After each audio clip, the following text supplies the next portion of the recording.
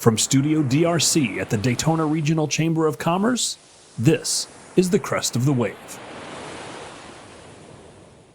Hi again, everybody, and welcome to another episode of Crest of the Wave, the Daytona Regional Chamber's podcast for the business community, and we're glad to have you joining us again today.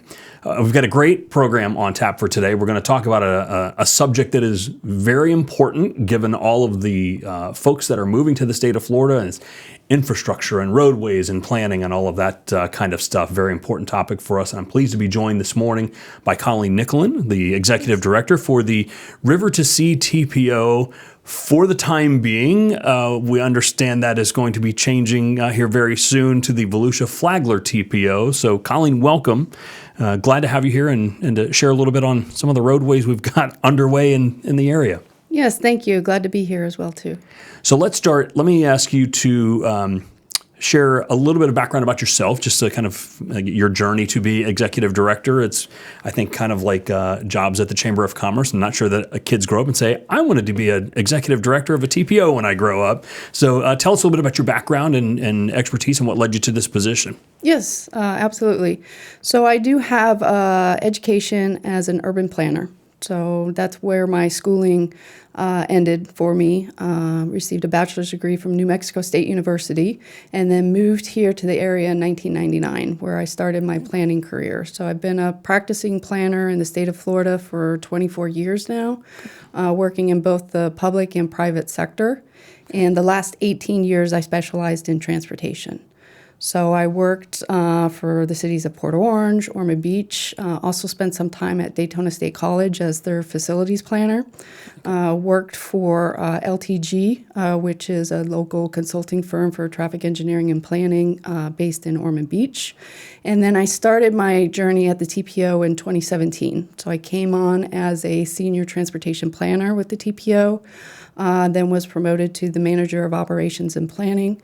And when the prior executive director left in 2001, I served as the interim for about 16 months and then was appointed as the permanent executive director in December of 2022. All right, well, congratulations on that position. We're glad to have you here. Let's open. I had mentioned it briefly in the topic about the name change.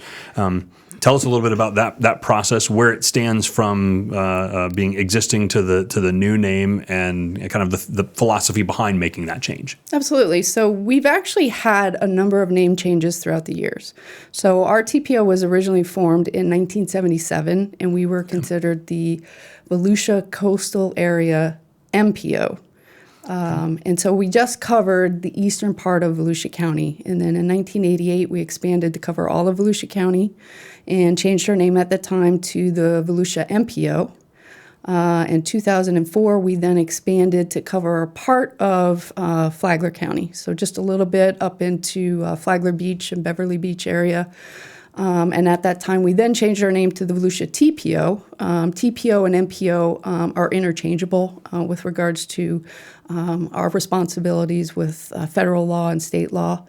And then in 2014, we expanded our boundary to cover the urban area of Flagler County, which essentially was the city of Palm Coast at that time. So we covered everything from US 1 to the east. And at that time, we changed our name to the River to Sea TPO. Every 10 years, we reevaluate our membership through the census as a result of the census. So we look at what happens with the census with regard to the urban area designation and what areas are anticipated to urbanize over the next 20 years. And so we recently gone through that over the last year, and we analyzed what's happening up in Flagler County. Flagler County has experienced significant growth. And as a result, we've elected to extend our boundary to cover all of Flagler County, so even the rural part of the western part of the county. So as a result of that, we wanted a name that reflected the geographic area that we represent. So we're currently going through the process of filing a DBA with the state so we can operate under the Volusia Flagler TPO. And then ultimately, when all of that apportionment plan and membership gets approved through all of the channels that it has to go through, then we'll officially change our name to the Volusia Flagler TPO. Yeah. Well, I think you're right. That will be a more apt description of the region you're serving, because the river to sea could be any river to any sea in the state. So glad to have that going along. Obviously, some of our members are very savvy, or they work in the field, so they're familiar with kind of what a TPO does, how it's comprised, and those kinds of things. For those that are not that familiar, give us a lay person's understanding of the role of a TPO, how you work with local government entities, how you work with the Department of Transportation, and the role, how that all comes together in terms of planning our roadways and growth in the area. How does that work? So we are a federally mandated agency. And we're primarily funded through federal grants as well. We do have a couple of state grants as well as some local funding that we receive. But the role of the TPO is really to provide that collaborative forum for transportation decision-making amongst local elected officials, private stakeholders in the industry, as well as citizens. So we provide that forum for that collaborative decision-making. We are a planning agency, so we actually don't build or construct anything. We don't design any roadway improvements, but we help facilitate the funding.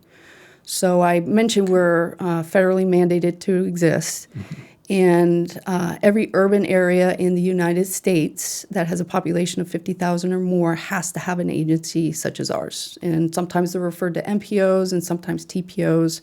There's 27 TPOs within the state of Florida. There's 450 across the United States. So we currently have 2 urban areas that we represent, one that runs along the east side of Volusia Flagler County, runs all the way down from south of Oak Hill, and actually does extend a little bit into St. Johns County. And then we have one on the west side of Volusia County that covers the area surrounding Deltona, DeBary, DeLand, Orange City. So we have 2 urban areas that we are responsible for setting the transportation priorities for the expenditure of federal funds. All right, interesting. I don't know. I'm willing to bet that not a lot of folks watching or listening had a real good grasp of the different roles that are played in that. So I think that's a great explanation. Can you, and maybe it's not possible, but can you give a brief idea of kind of the process through which then a project is funded? Like from the first idea, if somebody says, "Hey, I'd like to, I think this is an area we need to emphasize on," how does that get funded, and then a company's out doing the building of that project? How does that work? So everything that we do is rooted in our long-range transportation plan. So that is a 25-year look into the future with regards to transportation infrastructure needs. And we update that plan every 5 years. We're actually getting ready to start the next update of our 2050 long-range transportation plan. So every project that comes through the TPO for the use of the federal or state funds has to be identified within our transportation plan. So we do have large capacity style projects. So those are the projects that you see on the interstates or at the interchanges or the state roads. And then we also have smaller projects that we use to support local governments for bike ped facilities, for traffic operations facilities. And those particular projects, we actually kind of box funds within that long-range transportation plan and identify funding for those projects, for the smaller projects that come in from the member governments. But all the large capacity style projects originally are listed in our long-range transportation plan. And we do a series of needs assessment in the area. So we have some tools that we utilize. There's a transportation demand model that shows where the congestion is going to be based on projected land use in the area. So we use that to kind of identify what the needs for the transportation will be 25 years in the future. And then we present those to our boards and our committees, as well as the general public, to get feedback and input. The bottom line is we have far more needs than we can fund. So then we try to take that large needs list and then bring it down into what we call the cost feasible list. So that's the list that we can actually fund, that we have identified revenue sources for out 25 years. And we kind of whittle that down by a set of criteria. So we develop criteria where we evaluate all the projects on, and the criteria we use is based on a lot of different factors. We look at congestion, we look at safety, we look at equity, we looked at resiliency. So there's a number of different factors that we rank these projects by, and the ones that rank higher are the ones that then kind of move to the top of the list and become part of that cost feasible plan. Gotcha. I don't envy your task of having to project things out 25 years. I think about the changes we've had in growth of population here in the state of Florida over the last 25 years. I would imagine that has made it a little challenging to try and get really good projections because you just don't know how that's going to impact. Is that over the course of like the last 25-year look, did that change a lot from when it was started to just the population growth? Was it more than anticipated?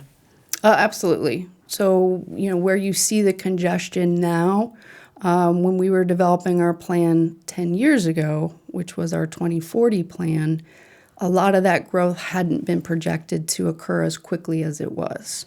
So that particular plan did not have, that growth built into it. When we developed our 2045 plan, which is the plan that we're operating under now, and we developed that about 5 years ago, we knew what was happening. We saw it because there was already development on the ground, but it's still, developing a lot faster and a lot quicker, I think, than we had originally anticipated. So every 5 years, the State Department of Transportation, they develop the transportation demand model. So we work with our local governments to get an understanding of what they see for development happening in their area, because we need to code the model to include that development.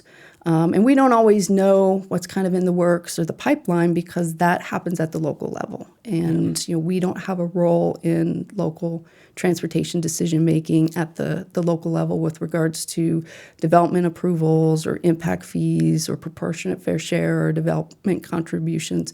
That is outside the role of the TPO. So, but we do work with the local cities to gather that information because we need that in order to do our projections. I don't envy you having to gather all those moving parts and try and formulate a plan out of it. Let's talk about some of kind of the big projects that are kind of either on the horizon or maybe already underway. One of the things when you and I were talking the other day, I mentioned a study that's going to be forthcoming with looking at kind of all the interchanges along I-95 and what might be done. So tell us a little bit about that and kind of what might that lead to down the road and the information they gather from that. FDOT, the District 5, which covers our two-county area, it also covers Brevard County as well. So they're looking at an I-95 strategic plan. So basically from South Brevard County all the way up through Northern Flagler County. So they're looking at all of the interchanges along that corridor, how they relate to each other, where improvements are done, does it alleviate congestion at other areas. So they're just kicking that off. They've actually are working on funding in the next fiscal year the portion that is just south of Dunlawton Avenue to just north of US 1. So they're looking at doing what's called a PD&E study or a planning, development, and environmental study, and that's really kind of the first step with regards to identifying what the project is going to be or what the project could potentially look at. So they're looking at undertaking that in the next fiscal year, but they're going to be looking at the entire corridor through District 5 for that. So there's more to come on that, depending on what shakes out of the study. That'll help identify what the recommended improvements are, and then that's when you start moving into the next phases of the study, which are design, right-of-way acquisition, and then ultimately construction. Yeah, well, I would imagine industry plays a role in that as well because the growth of everything happening at the Cape and the logistics and having Embry-Riddle in our community, there's a lot now of some back and forth of people for projects, jobs, those kinds of things. So it's going to be interesting to hear how that formulates over that study. One of the things we talked about, and you educated me well on it right before we got started, and in terms of the work on I-4. God bless anybody that has to drive I-4 on a regular basis. It's definitely a challenge on some days, but the ultimate I-4 project, I've had the opportunity to utilize some of the express lanes going through Metro Orlando, a great way to ease some of the traffic there. But looking now at some of the stuff on the end of the ultimate I-4 project, which I had in our outline that it was the ultimate I-4, but you let me know that's actually beyond the ultimate I-4 project, and some things happening both on either end of that. What are some of the things that might be in the works that would have an impact on Volusia County and the folks that are watching or listening? So this is another FDOT project. So they're managing this project as well as the ultimate project. They manage all of that since it is on the state road system. But really the extension of the managed lanes through Volusia County really is what that beyond the ultimate project. Because, when I've driven the managed lanes as well when I have meetings in Orlando, and as I get to Seminole County in the end, it's like, man, I just wish they went further. I just wish they kept going. So that's really what the Beyond the Ultimate project is what happens, when they do end. But really the extension of those managed lanes. Originally, they were looking at taking it to 472, but my understanding is now that they're looking at bringing those all the way to I-4. But it's a large project. It's a high dollar project. The last estimate I saw from DOT was around $900 million for design, right-of-way, and construction. So that's very hard to fund. So what DOT is looking at doing is going back and revisiting the initial study that they did to see if there are any interim improvements that can be done at the interchanges initially to help alleviate some of the congestion that can then be carried forward to that ultimate Beyond the Ultimate project. But one of the strategies that we've used too at the TPO is when you have large roadway segments with a high dollar amount, we've looked at segmenting those larger segments, and then we can get the smaller segments funded, and so we're able to fund them in pieces rather than wait for the funding to be available for the ultimate segment. You'll be waiting forever for that. So that's one of the ways that we're able to get projects going is if we look at them as smaller projects or a piece of a larger project, then we're able to slowly start funding them as we move forward. That makes sense with such a large dollar amount. I know when I share your pain when you get to Seminole County. It seems like every time you get to the bridge at the St. Johns River, there just 417s coming in. There's a lot of cars coming in. It just you just can't handle the number of people traveling there. So, boy, that will be a nice feature if we're able to get to that point where it's managed lanes all the way through back to the East Volusia County region. One of the topics that has been I've heard in conversation from even folks who I would consider like myself just to be somewhat knowledgeable of what's happened in the community, certainly not an expert in engineering or transportation planning. The I-95 and US 1 interchange on the north part, right at the Volusia Flagler line, we've heard folks talk about it's dangerous, it's an outdated design, and that's become a priority to try and get that redone. Where does that stand, and who's managing that process? So that's another project that is going to be managed by DOT. It is a project that has been on our priority list for funding for many years. And again, it's an interchange, so it's expensive. The PD&E study has already been done for that particular project.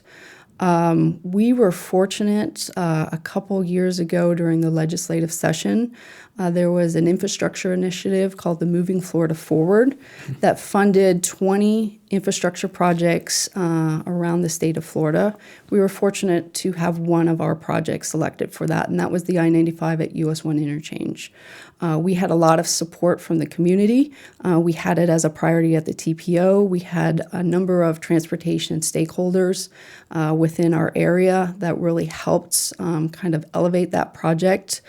It is the oldest or almost the oldest interchange original design within the state of Florida.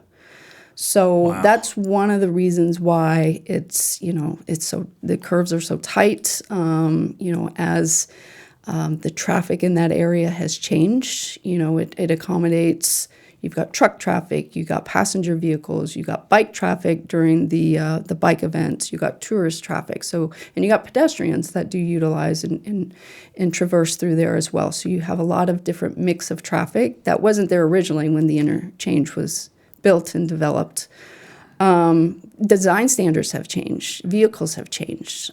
So it became a safety issue, really, for the community within that area. So we were fortunate to have construction funded for that project and identified in fiscal year 27. So they're currently going through the design on that particular project right now. And the design for it is called a diverging diamond interchange. So it's a new innovative interchange that reduces the conflicting left turn movements. And so there are a few in the state of Florida. There's one down in Brevard County in Viera. So if you ever have a chance to drive through it, I recommend you do that as well, just because it's interesting to see how it works, because the travel lanes on US 1 are going to cross over each other. And so you're going to actually be driving on the left side of the road as you move through the interchange. But what it does is it eliminates the left turn movements, the conflicting left turn movements, so you don't have to travel across traffic when you're getting on or off the interchange. There's also some that have been built up in Jacksonville as well as Orlando. So if you come up to one and you're like, wait, what's happening? Why are we driving across the traffic? I know the first time I did that was actually in the state of North Carolina. I drove through a DDI. It was, I knew what it was because I'd seen them, but I had never driven through one. But it was cool. I had to turn around and drive back the other way just to experience it again, because it was really interesting. But what was, for that particular project, getting it funded through that initiative really advanced that project by over a decade. Being able for us to fund it in the traditional means, waiting for the funding to become available, it would have been a long time before we would have been able to fund it. But because we had it prioritized, we had already started moving through the studies for it, it was ready to accept the funding. And that's one of the things that we work on at the TPO is we try to get projects ready for funding if and when it becomes available. Yeah. Well, I'm going to take the mic for a minute and just tell people it's a new interchange, new design. Give yourself a little grace and patience, because people. If there's one thing people don't like, it's change. But if it's going to be safer and easier to navigate, I think obviously that's something we need to do. So two more projects I want to ask you about before we wrap up here. One of the great bottlenecks, and this is where transportation planning it's got to be such a difficult job, because you're not only managing infrastructure and population growth, you're also trying to manage and to not impact the natural resources of our community any more than need be. And so at LPGA and I-95, you've got huge growth. We've seen residential, commercial, all of that's happening out there. But then you've got some waterways in there and some older bridges that make it challenging to just expand roadways and to have to be careful about managing the impact on nature out there as well. What can you share with us an update on LPGA in that area? So LPGA definitely has been experiencing that significant growth, rapid growth. And this was the example that I gave 10 years ago when we were developing our long-range transportation plan. We didn't have the information that this was going to explode. So really, a lot of what has happened out there has happened within the last 10 years. So we do have this project currently in our LRTP, as well as on our priority list, and we're looking for that funding. So it's currently has a PD&E, which is the initial planning study. That's been completed. It's currently going through design. It does have some partial right-of-way funding on the particular project in, I think, fiscal year 27, but we don't have construction funding. So this is another project that we're trying to line up to get ready for funding when it becomes available. But the other challenge with this particular project is not only do you have the state piece, which is the interchange, you also have LPGA Boulevard, which is a county facility. So state road dollars have to be spent on the state road system. So trying to identify funding for that county piece of LPGA Boulevard became difficult. So we had identified in our long-range transportation plan that the expansion of LPGA Boulevard, including the widening of the bridge over the Tomoka River, was necessary in order to make the interchange work. And that actually came out of the PD&E study that was done by DOT. So DOT has worked with the county, and they're going to be doing a jurisdictional swap of the roadway. So from US 92, LPGA all the way up to just east of the interchange is going to be a state road facility.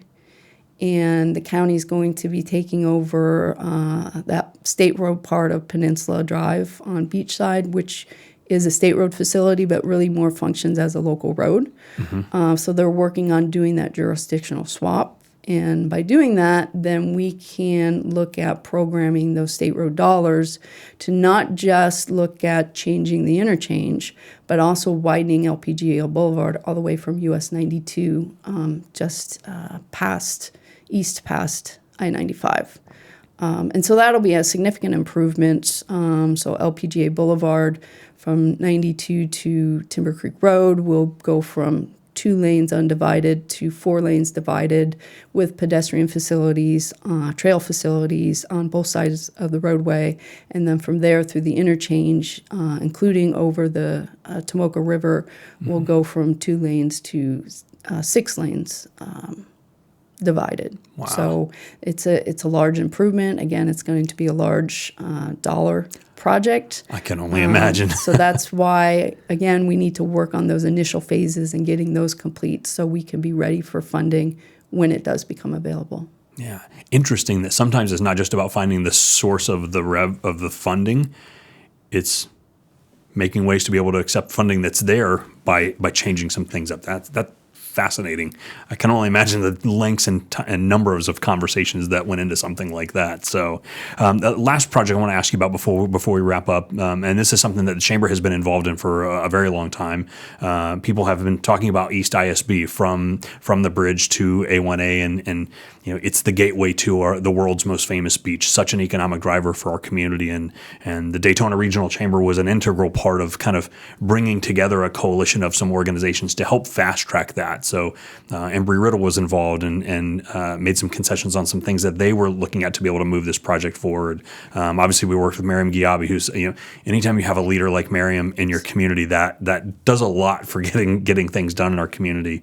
I know we facilitated some agreements between FDOT and the city to bring all that together, and that really is a great role the Chamber can play, is being that conduit for different folks and agencies to come together for the good of a project. What can you share with us about kind of where that stands? And it seems like it's been in the works for a really long time from the very first conversations about it. But I know there's obviously work being done because we've seen some improvements already kind of getting underway there. Yeah, so construction is funded and it's already begun. But that piece of the project was part of a larger study that was done for the entire ISB corridor, starting all the way from where the I-4 ramp is west of LPGA Boulevard.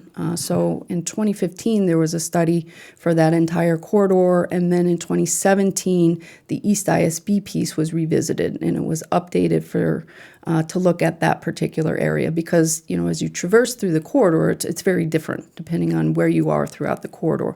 And being the gateway for Daytona Beach, there was a need to bring in what they call a complete streets project for that area. So you're looking at the movement of all users throughout that particular corridor and really focusing on pedestrian and pedestrian safety as well within that area. There's landscape improvements that are associated with that particular project. There's reconstruction of the signals within that area. There's access management that is built into that particular project. But yeah, that project has started, the construction for that, and it has been a long time in the making, but it's something that, the city and the chamber and the TPO and DOT, everyone's been involved in that particular project and really coming together and establishing the vision for that particular corridor. And that's something that DOT does a lot, is they develop what they call these coalitions. And they do it not just for ISB, but they have coalitions for A1A. They have coalitions from State Road 44 over in DeLand, but really bringing together the stakeholders along that particular corridor to identify what the ultimate vision is. So it's not just Daytona Beach's vision or the TPO's vision or FDOT's. It's really all the users and all the businesses and the people that are impacted by the improvements there. Yeah. Well, it's a lot to coordinate all of those folks and to be part of that process. So thank you for the role that you play, not only in leading the TPO, but for kind of sharing that expertise and bringing all of those disparate groups together to try and build a consensus. I can imagine that is probably one of the most difficult aspects of your job to bring those folks together. But thank you for everything you do to help kind of get our infrastructure planned so we can grow into the future. You're welcome. And it is challenging, but it's also very rewarding. So when you see the projects, come to fruition, it's rewarding to be part of that process. Yeah. Well, that will wrap up another edition of Crest of the Wave. I hope that you found it as informative as I did. It's fascinating when you take for granted driving on our roads. You do it on a daily basis, but you don't maybe have an idea of how did this work? How did it get here? What was the funding? When did it start? So we hope you found this educational.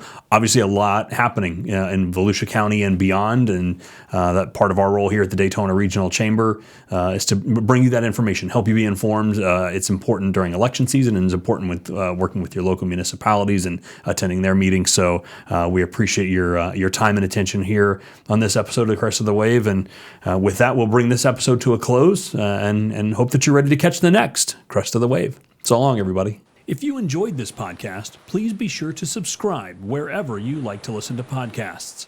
For more information on our business community, visit our website at DaytonaChamber.com. Until next time, be ready to catch the next Crest of the Wave.